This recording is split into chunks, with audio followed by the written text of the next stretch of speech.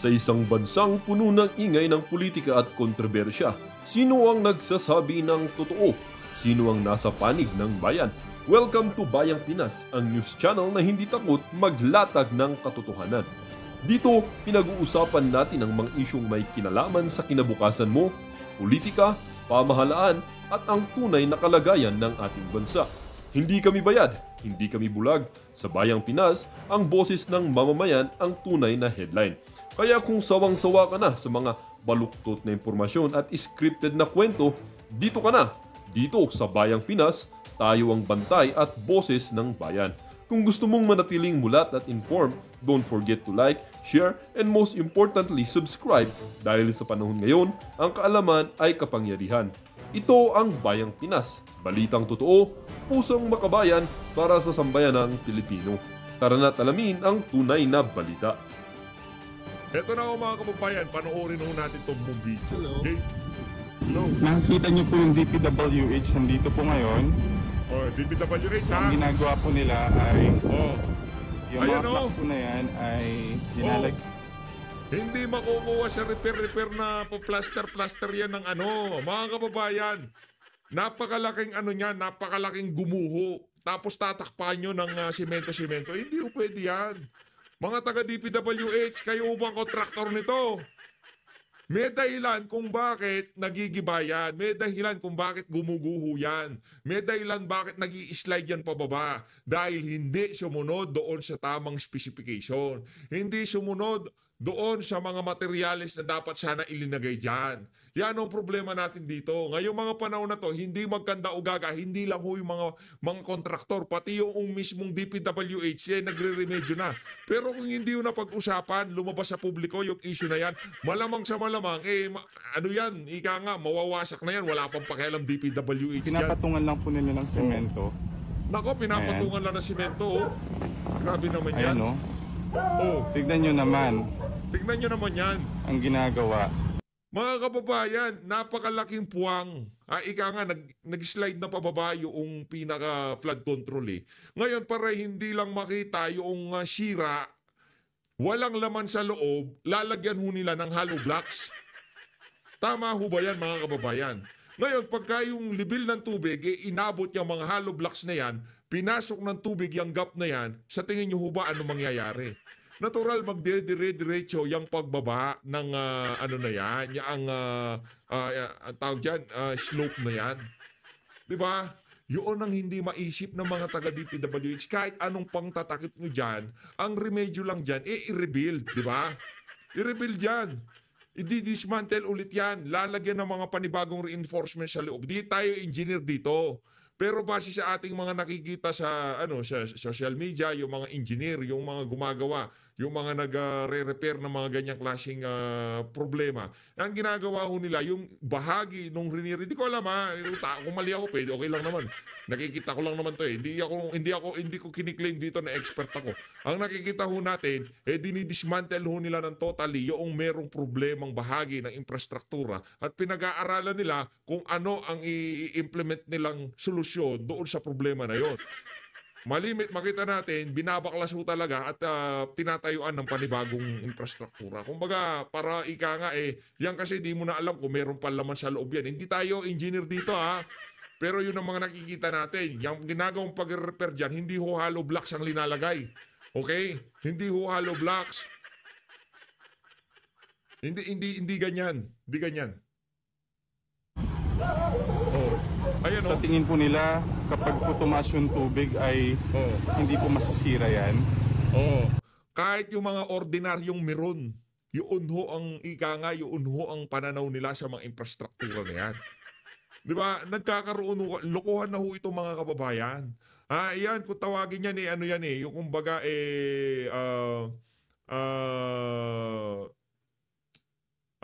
kala mo maganda sa labas, pero sa loob ang pangit. Okay sa panglabas, pero sa pangloob napakapangit. Ngayon, paglipas ng mga ilang linggo, ilang buwan, wasak na naman yan. Yan yung mga kagaguhan po ng mga DPWH dito sa Tarlac. Grabe taga-Tarlac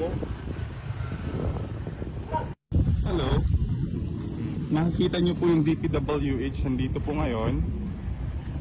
So ang ginagawa po nila ay yung Yung mga crack po na yan ay pinapatungan lang po nila ng semento. Ayan. Ayan o. Tignan nyo naman ang ginagawa. Sa tingin po nila, kapag po tumaas yung tubig ay hindi po masisira yan. Yan yung mga kagaguhan po ng mga DPWH dito sa Tarlac. Look. Grabe oh. Eto mga kababayan, lipat na ho tayo kay Yorme Isko Moreno. Diretso ho muna tayo dito tapos isasampal ho natin sa pagbumuka nitong si Joel Chua na hindi totoo yung mga sinasabi niya. Eto, dito ho muna tayo kay Joel Chua. Ang isyong yan, makakausap natin sa linya ng telepono si Manila 3rd District Representative Joel Chua. Magandang gabi Yan. po, Congressman Chua. Ay, magandang gabi po at sa lahat po ng inyong mga taga-subaybay. Congressman, you've called him a bully at sabi niyo Yan. po ay selective siya sa mga proyektong pinapatigil niya. Tingnan niyo, Selective, bakit ah? ganito na lang kainit ang paninita ni Oh. Mayor Isko? Doon muna tayo sa puntong selective. Pakinggan nyo ho ang sasabihin ni Yorme dito sa video na to. Inaprobahan po ba yung ibang congressman na hindi po kaalyado na sila ay may pagawaing bayan? O inaprobahan po. Inaprubahan. Hindi po pa kaalyado. Hindi kaalyado ha. Kasi sinasabi nitong si Joel Chua dito, porket hindi siya kaalyado nitong si Yorme, hindi inaaprubahan yung mga proyekto. Ginigipit ni Yorme Isko Moreno. Sinasabi ni Yorme dito, nakita nyo yan, yung proyekto na yan, hindi ko kaalyado yan, yung ano na yan, yung congressman na may-ari niyan o project niyan. Pero, ayun, tingnan nyo, aprobado, nag-uumpisa sila. O ano yung kinakatak nitong si Joel Chua, anong pinuputak nitong mama na to? Ngayon lang ang naabot eh. So hindi pa yung hindi pa yung nag-iwan ng last Yung ano yan, yung mga inserted funds eh. Ngayon nila na-i-implement. Hindi na nga ako. Hindi pa natuto eh. Hindi pa natin. Kaya yung mga ano, alam mo yung pinasok sa small committee, nireregalo sa mga congressman na hindi, yung para tirahin lang yung mga politiko. Ayun. Yan. Kaya nagbubuhos ng Kaya gigil na gigil sa implementation itong si Joel Chua dyan sa proyekto na yan. Okay, okay. ayun, yun nga. Sabi ko nga sa'yo. Alam ko kung nakalagay na yun. Oh, see? And in fact, I ask you to go there. You see it for yourself. Hindi rin nag-timbre sa baptist na kaya hindi kami nakabuntok. Alam mo, Joel Chua, bakit hindi ka mananalo dito kay Yorme Isko Moreno? Alam mo bakit? Kahit tayo, hindi natin kaalyado si Yorme nung nagdang presidential election. Dito sa isa na to, dahil ikaw, aso ka nitang baluslos, kung sino man ang kakalaban sa inyo, ikakampi namin. Pero lang yung mga makakaliwang grupo at mga dilawang talyanista and shaymada, ay yung mga yun, wala nang prinsipyo yung mga yun eh.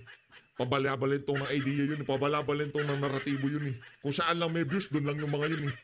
Diba? Hindi natin kasali yung mga yun. Pero yung mga banateros yan, legit yan. Yung Birada Aguila, yan. Legit yung mga yan. Pero yung iba dyan, ano lang yan, pabalabalento. Yung iba, yan sila Ma'am Joey, yan, legit yan. Malulupit yan. Yung Ma'am Sas Rogando Saso, third floor studio, malulupit. It Abroad, yan, panoorin yung mga yan. Yan, ika nga yung mga pagka sumalansan yan ng issue, talagang may natututunan ho tayo kasi yan ang mga pinapalaw natin eh. Yung mga vlogger na yan, kumbaga, pagka nagsalita yung mga yan, talagang ika nga may pinanghuhugutan eh. Yung prinsipyo yung pinanghuhugutan ba? Prinsipyo pinanghugutan. Hindi lang basta-basta, pro-Philippines ako, pagka yung nag-views na ganito na, lipat na ako. Hindi ganon, hindi ganon. Hindi, ano yan eh, sabi ko sa'yo, yun ang visa nung nag-iikot ang mayor. Kasi ako, ba't ko nasasabi mga banateros solido? Kasi si Banat Bay, ito yan eh, si Banat Bay, noong panahon na itong si Marcos Jr., noong tumakbo si Marcos Jr., talagang nag-iskuho yan. Walang views ha, walang views noon kay Banat Bay. Ano ko yun, nakita ko yun. Walang views si Banat Bay. Pero hindi ho siya lumipat dito kay Marcos Jr. Pero tayo, tayo nung kay BP Sara tayo eh. Sumama tayo kay BP, ayun na nga.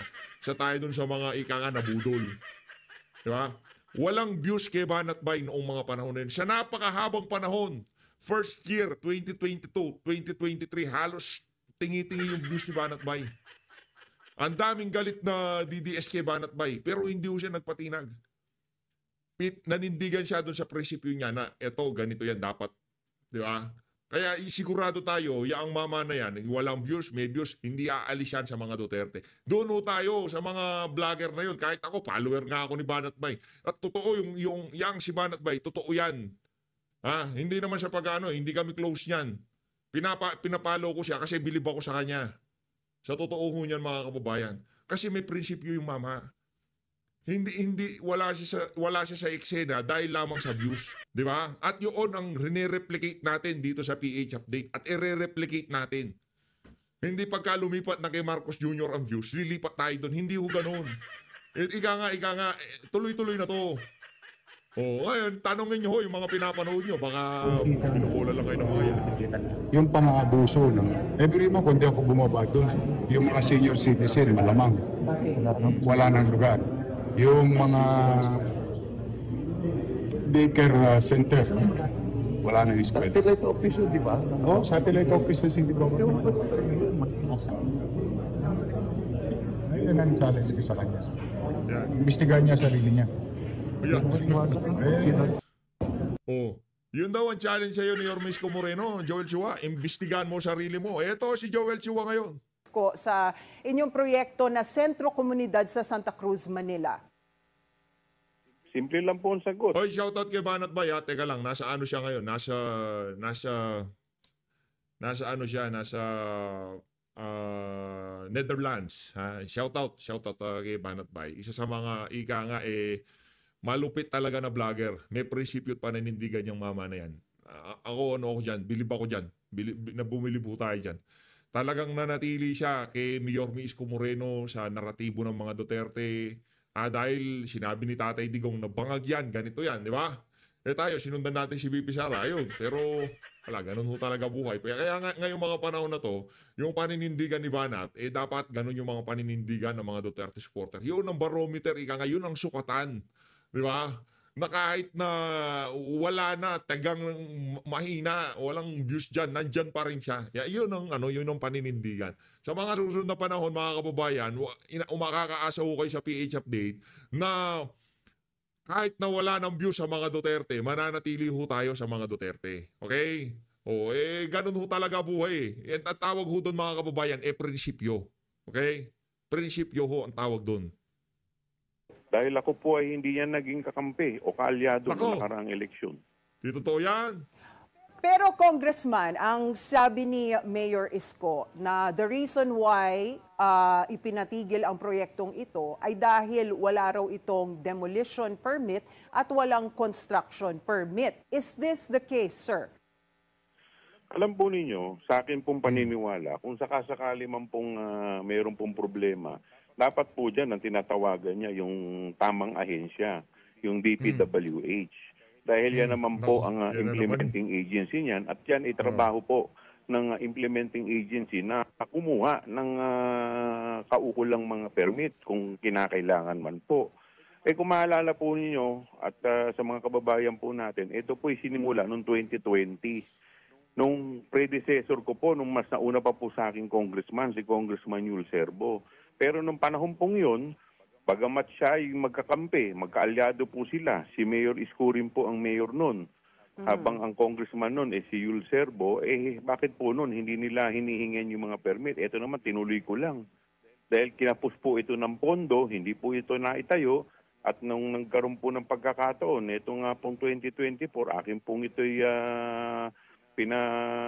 pinakisuyo at tayo naman po ay napagbigyan. Ito po'y magandang proyekto na mapapakinabangan po ng distrito. Kung Brad, ang yan ka na naman Proyekto ka na naman Hindi nyo nga trabaho yan. Hayaan nyo sa DPWH yan. At kung hindi ma-implement yan, huwag kang mag-iiyak ng ganyan. Kaya kayo na paghahalata Di ko sinasabing may katkung ka dyan. Di ko sinasabing meron kang kickback dyan. Di ba? Wag nyo hong palitawin na talagang atat kayo sa mga proyektong itinatayo sa distrito nyo. Mapaghahalata ho kayong kumikikback sa mga pondo. Hindi ko sinasabing kumikikback itong si Joel Chua. Ang sinasabi ho natin, diyan sa mga galaw na yan, nadudungisan ang imahe ng institusyon na sinasabi nyong mahal na mahal at pinoprotektahan nyo. hayaan nyo. Sabihin mo na lang dyan sa interview na yan, ako naman ho dito, na-request ko yan, pero kung mayroong problema, wala ho tayong magagawa sa DPWH naman ho yan. Ako, ginawa ko na yung parte ko. Gusto kong magkaroon ng infrastrukturang ganyan dyan sa lugar ng distrito ko na yan. Ngayon, kung merong mga nalabag o hindi sinunod na proseso, yung ahensya, sila ho ang tanongin nyo kung anong meron dyan. Pero hindi yung tipong ikaw didepensa. Magmumukha kang og dyan, di ba? Simpleng permit lamang po ang magiging sagabal. Ako po naniniwala, ito naman po ay maiayos nila, pero hindi naman po niya kailangan magbida-bida dun na para pong merong gera na pinuntahan. Dahil ito po ay programa ng national government. Ito po ay nakalagay, ang pondo nito nakasaad po sa GAA. So this project, sir, is a legitimate project. Funded din po ba ito ng DPWH? Tama po, dahil hindi naman po implementing agency ang mga congressman. Ang trabaho lamang po namin ay O ba't ka makisuyo. umiiyak kung hindi pala ikaw ang implementing agency? Dapat i-direct mo yung mga bumabatikos o tanungin nyo po DPWH. Di ko alam. Actually, mababalik mo pa nga kay Yorme yung bola. Di ko alam ba't binabanatan ako ni Yorme sa DPWH ho yan. Hindi ko ho proyekto yan. Sorry to say, Yorme ha, pero kung merong issue yan, hindi ako may problema dyan. DPWH yan. Kaso ang problema, baka yung mukha mo nakabandera doon sa project. Joshua. Sa mga implementing agency, sa mga national government, na mga pangangailangan namin. Kagaya po noong nakaraang buwan, ako po ay nagpunta sa DILG. Tayo po ay nangihingi ng ambulansya at saka ng fire truck para sa distrito dahil sunod-sunod po yung sunog dito. So ito po ay wala namang pinagkaiba sa ginagawa po natin. Congressman, meron din daw kayong proyekto na Barangay City Hall na nakatayo sa sidewalk. Tama po ba ito? Na-mention niyo po sa previous interviews na meron ding ibang mga barangay city hall na ganun din ang situation, nakatayo. Grabe yung arsenal of mainstream media ng tambaluslos, no? Ibang klase ho, talagang balagbag kung balagbag ho. Yung tipong pagkakailangan nila ng mag-accommodate sa kanilang naratibo na mainstream media, talagang palong-palo ho. Arangkadang-arangkada ho datingan. Di ba? Ay, nako, meron ho tayong hindi napasadaan. Speaking of Ma'am Joey and Ma'am Sas Rugando Sasot, meron pala ho tayong hindi napasadaan. Abangan, mga kababayan. Tayo din sila sa sidewalk, pero ang proyekto nyo ang pinatigil. 90% po ng barangay hall sa buong Manila nasa sidewalk. Kahit umikot po kayo. Dahil wala naman po dito talagang masasabi po nating legitimate na space para po sa mga barangay. Maswerte lang po yung iba kung meron po itong mga maayos. In fact, pati nga po yung police station dito sa Manila ay nasa sidewalk din. Puntahan po ninyo yung police station Santos, makikita po ninyo, nakabalandra dun, nasa sidewalk din. So ang punto po natin dito, kung talagang seryoso po siya sa kanyang mga nais, dapat lahat po pag-iba niya. Hindi yung pinipili lang niya, yung mga proyekto na pinatayo ko. Bakit po yung 2nd District, 3rd District at 6th District na mga nakalaban niya, yun lamang ang kanyang ginigiba. Yung 4 at saka yung 5, yan po, nakalaban po niya yan. Pero yan po, dalawang yan po kasi ay lumapit po sa kanya at nagmano sa kanya. Yung po kasi ang gusto niya, magluluhod po. Hindi naman yun ang gusto niya. Ikaw naman, Congressman Joel Chua, binabanata mo naman si Yorme. Hindi naman yun na ang gusto ni Yorme. Kami sa kanya, na akala po niya, parang Panginoon siya. Sa tingin niyo po ba nagpa-publicity stunt lang si Mayor Isko, Congressman? Kung permit lang po ang kinakailangan na proyekto ng national government, bakit po kailangan gumawa po siya ng malaking eksena? Samantalang ang makikinabang naman po dito ay yung distrito ko. Dinideprive po niya ang distrito ko. Ang issue po ngayon ay ghost project. Ang dami pong nagagalit sa flood control na puro ghost project. Ito po mga legitimate project Bakit po niya, ito namang legitimate project. Brad, marami ding flood control na legitimate project pero ika nga, puro falsifikado. Kaya dapat nga lahat ng infrastructure ngayong mga panahon na to, infrastructure project, hold muna. Especially pagka mayroong congressman ng linabi ng congressman o regalo ng small committee sa isang congressman. Di ba dapat hold muna dapat ngayon lahat yung mga yan? Hindi po wala muna galawan kasi ang dating ng mga kababayan, meron nang ganito katinding iskandalo pero nasisikmura pa ng ibang mga congressman kagaya nitong si Joel Chua magsalita ng ganyan, di ba? Yun ang problema natin eh. Dapat dapat nga ikaw nga Congressman Joel, dapat tigil ka muna eh. Teka lang DPWH marami pa kayong sagutin. Ituon nyo muna ang inyong hinerhiya sa pagsagot dito sa mga anomalya na to. Sa mga hindi, anak ng tawka, meron na ngang hindi lang ho yung mga ghost flood control project ang problema, pati ho yung mga legitimate na kung saan substandard. Kaya ang tanong dyan, sa ipapatayo mo na yan o itinatayo na yan ng DPWH na di umano, pagmumukha mo ng kapaskil dyan sa harap, di umano ha. Yung kaya gagamitin mga materialis dyan, ang tanong. Di ba? Yun ang tanong dun eh. Pinagigiba niya. Saan po ba talaga kami pupunta? Ang sinabi po ni Mayor Isko Moreno, ipinapatupad lang daw po niya ang batas. Ano po ang reaksyon niyo dito, Congressman? Ano pong batas ang pinapatupad niya? Selective justice? Ang ibig po bang sabihin? Merong go signal ito. Merong go signal ito kay Bonjing. Sabi siguro nitong si Bonjing, sige, balagbagin mo yang si yang si Yorme, kaya mo yan. Ano kaya, Brad? Pagdating dito, ito, hindi naman to Ang problema kasi ikaw, magpapa-interview ka, wala namang, maraming vlogger na sasagot sa'yo na kung saan yung naratibo, kakampi ni Yorme Isko Moreno. Tayo, diretsa ako na sinasabi dito. Kakampi ako ni Yorme Isko Moreno ngayong mga panahon na to dahil kitang-kita ho natin ang kabalintunaan ng mga congressman na yan dyan sa lusod ng Maynila. Yang si Valeriano, yang si Choa, yang si Abante. Lahat yan aso ni Tambaluslos. Ngayon, kung tayo papipiliin, sino kakampihan natin dito sa dalawang problema na to, kay Yorme na ho tayo. Nakita naman ho natin kung paano pinaganda ni Yorme ang lusod ng Maynila at pagpasok nila Lacuna, binaboy. Pagpasok niya, ang ikahanga pinakaunang bagay na ginawa niya, pinabango niya, lininis niya ulit ang lusod ng Maynila. Habang mga aso ni Tamba, walang humpay. Sa pagbiro sa kanya. Kasi yung mga hindi na daw kaalyado, nagmano ba yung ibang mga na yun, mga congressman sa kanya? Hindi rin naman nagmano, pero tuloy-tuloy yung proyekto nila. Yan ang problema.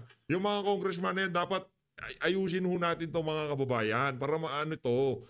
Tayo naman dapat ma-educate din ang ating mga kababayan. Huwag natin hanapan ng infrastruktura yung ating mga congressman. Di ho nila trabaho yan. Trabaho nila gumawa ng kapakipakinabang na batas sa kanilang mga nasasakupan, sa kanilang mga kadistrito. Hindi ho gym, hindi ho basketball court, hindi ho barangay hall, hindi ho ganon. Alam ko naman na panliligaw ng mga congressman yan para mapanalo nila yung isang barangay na yan, para makuha nila yung particular na barangay na yan sa mga susunod na kampanya. Yan ho talaga ang endgame dyan. Pero sinasabi ho natin dito mga kababayan, hindi lang ho dapat ang mga congressman na to ang maputukan, pati yung mga kababayan natin. Pagka isang congressman nag-may proposal sa distrito niya, papatayo tayo ng gymnasium. Teka congressman, hindi nyo trabaho yan. Magre-request ho kami sa DPWH, tigil-tigilan nyo ho kami. Di ba? Tapos sisingilin nyo kami, sasabihin nyo sa panahon ng kampanya, tignan nyo yan, pinatayo ko yan, tignan nyo yan, pinagawa ko yan. Di ba, napakalaki hong kabalbalan. Kaya hindi lang ho yung mga congressman ang dapat ma-educate dito. Pagka ang congressman inoferan kayo, pinakitaan kayo, ito napagawa ko ito, red flag na ho yan, huwag nyo nang iboto. Yung ibang distrito, exempted sa batas na gusto niya ipatupad. Yung mga kakampi po niya, exempted sa mga batas na kanyang pinapatupad. At yung sa amin lamang ni Congressman Valeriano at ni Congressman Benny Abante, yun lamang ang dapat na strictly ipatupad sa batas. Yan po ba yung klase ng paggogobyerno ang gusto niya? Oo, yun ang gusto namin. Kasi mga aso kayo ni Tambaluslos eh. Di ba? Hindi nyo kaya si Yorme. Brad, hindi nyo siya kaya. Ako na nagsasabi sa inyo. Kahit magsama-sama kayong tatlo, ni Valeriano, Abante at ikaw, pagbubuhol-buhulin niya kayo. Yun ang sinisigurado ko dito. So moving forward, Congressman, ano na po ang mangyayari dito sa mga projects na pinatigil ni Mayor Isko? Tayo po, siyempre, sinabihan ko po ang DPWH, maski noon pa man po, sinasabi ko kung anong mga kinakailangan na i-comply ninyo. Pero alam po ninyo, marami po talagang mga decided cases ang ating Korte Suprema na yung mga national project, hindi po yan dapat pinahihinto. Ito pong Hihinto ito po yan. kasi pondo ng taong bayan. Ito po hindi naman namin pare-parehas pondo to. Alam po ninyo kung kami po talaga kami ito pong Nakakatawa yung nag-i-interview, no? Hindi mo wala ka-bias-bias. Ako magbabias ako dito kasi okay lang eh. Nasa ano naman ako eh. Nasa social media ako eh. Pero ikaw, kung anchor ka tapos sinasabihan mo yung ini-interview mo na correct yung sinasabi niya, parang nagkakaroon ng conflict of interest. Di ba? Yung tipong, ba't ganun? Ba't magko-correct ka? Ini-interview mo nga, gusto mong malaman. Ibig sabihin, before mo pa kinausap si Joel Chua, meron ka ng decision sa utak mo na kahit ano masabihin ng mama na to, yun napapaniwalaan mo. Yun ang dating sa ating mga kababayan. Kaya ang pinakamagandang solusyon dito, kung kayo ay mag-i-interview, mag-ingat po kayo. Huwag po kayong magko-correct ng magko-correct. katapos po ng eleksyon, ito po hindi na po tungkol kay Isko Moreno o kay Joel Chua. Ito po tungkol na sa mga mamamayan namin sa lungsod ng Maynila. Kung kami po sana ng mga halal ay nagtutulungan, mas marami tayo dito. Dahil ako po, sa totoo lang, with all honesty, nahihiya po ako sa mga kadistrito ko sa nangyayari ngayon. For the past 2 months, wala po siyang ginawa kung hindi siraan ako ng siraan, pero ako po'y nananatiling tahimik. Pero kailan lang, dahil sumusobra. Brad, kahit hindi ka siraan sira ka naman eh. Di ba? Gaano ba kalaki pagkapanalo mo dyan sa distrito mo? Di ba? Gaano ba kalaki? Anak ng tao ka, kakarampot nga lang yung naging lamang mo dun sa kalaban mo eh. Ibig sabihin, hindi, pero panalo ka. Hindi kagaya nung kasama mo na technical lang, di Pero ba? na po to, talagang pabida-bida. Parang akala mo si Totoy Bibo. Sumobra na po yung pagbibida-bida niya. Kailangan ko naman pong ipaglaban itong proyekto na para po sa distrito ko. Dahil ang makikinabang naman po dito, mga kadistrito ko, wala na po kaming dalawa sa posisyon. Hindi na po akong congressman, hindi na po siya ang mayor. Pero ang mga distrito po, makikinabang pa rin po dito. Right, sabihin mo. Congressman, kayo po ba ay willing na makipag-usap kay Mayor Isko to settle this issue? At ano po ang magiging mensahe niyo kay Mayor Isko? Ako po, simple lang po. Ako po, willing po ako na pakipag-cooperate, lalong-lalo na kung ito po ay sa kapakanan po ng aking kadistrito. Pero sana naman po, wala naman pong bastusan. Ano ba bastusan? Tinatawag mo siya Totoy Bibo, ikaw Joel Chihuahua. Oh. Kami po ay mga hinalalang taong bayan para maglingkod, hindi po para mag-away. Kami po ay nandito, magamit po namin ang resources ng national at ng local, mapagsama po namin